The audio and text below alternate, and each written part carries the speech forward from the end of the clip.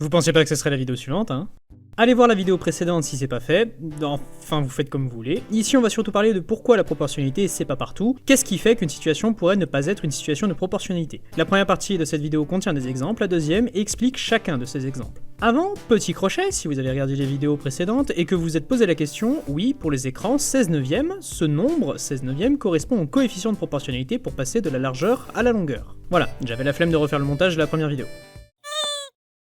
Première partie donc, je pioche cette carte et... Bon ok j'arrête. Est-ce qu'on peut voir une situation qui n'est pas proportionnelle? Oui, on va même en voir 3, je vous assure ça va aller assez vite. Premier exemple, truc classique, un cinéma offre un abonnement qui permet d'avoir des places au rabais. L'abonnement coûte 10 € à l'année, si vous êtes abonné, les places coûtent 4 €. Donc en supposant que vous prenez l'abonnement, si vous allez une fois au cinéma, vous aurez payé combien?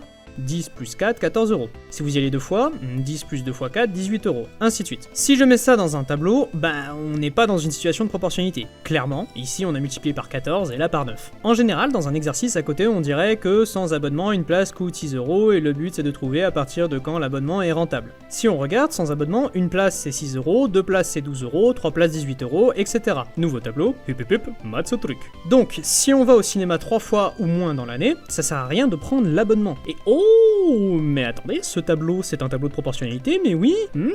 Pourquoi lui en est un, dis donc, clin d'œil appuyé, on voit ça dans la partie 2. Deuxième exemple, prenons ce carré. Très joli, je sais. S'il fait 2 de côté, combien fait son aire? Pour rappel, on prend le côté, on le multiplie par lui-même. On le met au carré, oui, ça doit être la 5e vidéo où je dis ça. Donc 2 fois 2, 4. Si le côté fait 3, 3 fois 3, 9. L'aire est de 9. Si le côté fait 4, 4 fois 4, on a une aire de 16, etc. Et qu'est-ce qu'on va faire pour répertorier tout ça? Hein? Arrêtez de parler derrière votre écran, je vous entends pas? Un tableau, oui. Et là encore, c'est pas un tableau de proportionnalité. Ici on a multiplié par 2, ici par 3, ici par 4, et etc. Et en fait c'est logique. Vu qu'on multipliait le côté par lui-même et qu'il changeait à chaque fois, on ne risquait pas de voir une situation de proportionnalité. On multipliait jamais par la même chose. Or, une situation de proportionnalité, ça veut dire multiplier par la même chose. Troisième exemple, l'énergie cinétique. Alors, je vais pas vous faire un cours de physique, mais en gros, l'énergie cinétique, ça désigne l'énergie d'un truc qui bouge. Vous savez par exemple qu'une boulette de papier lancée par votre voisin de derrière fait bien moins mal qu'un TGV lancé à 350 km/h. C'est parce que ces deux trucs, la boulette et le TGV, ont des énergies cinétiques différentes. Cette énergie dépend du poids de la masse et de la vitesse à laquelle bouge l'objet. Plus précisément, si on possède la masse et la vitesse de l'objet, alors son énergie cinétique se calcule en faisant 0,5 fois la masse fois la vitesse mise au carré. Par exemple, pour un objet de 1 kg se déplaçant à 10 mètres par seconde, en gros 36 km/h, l'énergie cinétique est de 0,5 fois 1 fois 10 au carré, 50. 50 quoi? On s'en fiche des unités, je plaisante, c'est des joules, pas tapés. On garde le même objet de 1 kg, autrement dit la masse ne change pas, mais on le met à 50 mètres par seconde, donc 5 fois plus vite. L'énergie cinétique est donc de 0,5 fois 1 fois 50 au carré, donc 1250.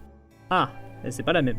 Si on regarde l'énergie cinétique par rapport à la vitesse, ici on a multiplié par 10 et ici par 50.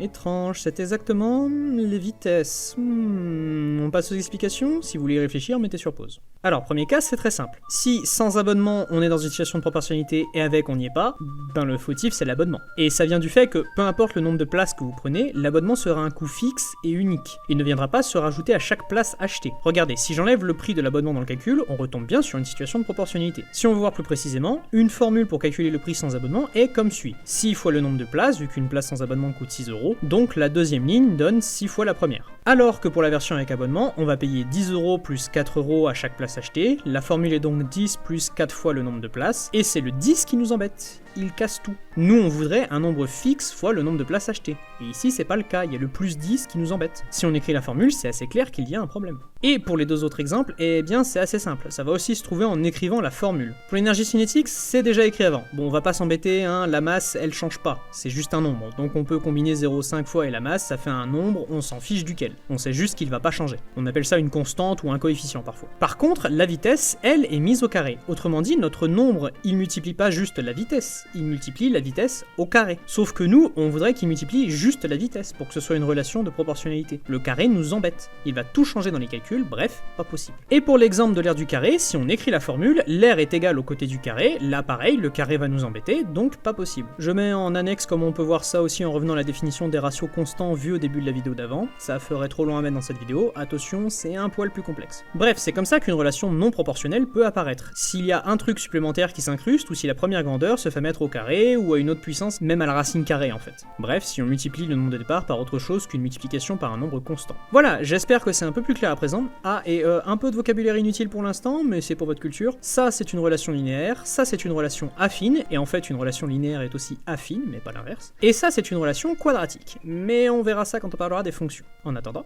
m'attends pas.